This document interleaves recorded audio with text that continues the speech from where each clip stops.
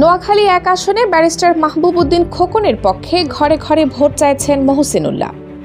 ত্রয়োদশ জাতীয় সংসদ নির্বাচনের তফসিল ঘোষণার পর সারা দেশে শুরু হয়েছে নির্বাচনী প্রচারণার ব্যস্ততা।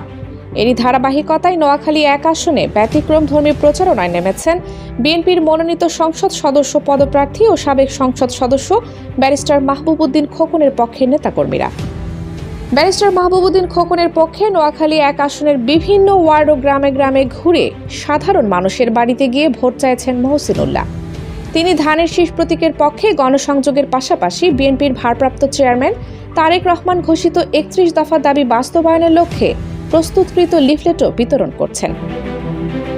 দীর্ঘদিন ধরে বিএনপির দুঃসময়ে দলের নেতাকর্মী ও সমর্থকদের পাশে থাকা মহসিনুল্লাহ রাজনৈতিক অঙ্গনে একজন পরিচিত মুখ। তিনি নারায়ণগঞ্জ সদর থানা বিএনপির সহ সভাপতি হিসেবে দায়িত্ব পালন করছেন।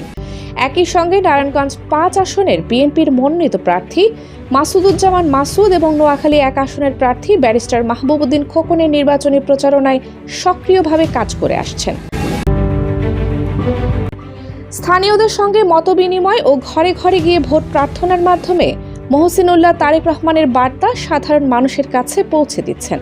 তার এই ধারাবাহিক প্রচারণায় নোয়াখালী এক আসনে বিএনপির নেতাকর্মীদের মধ্যে নতুন উদ্দীপনা সৃষ্টি হয়েছে বলে মনে করছেন সংশ্লিষ্টরা।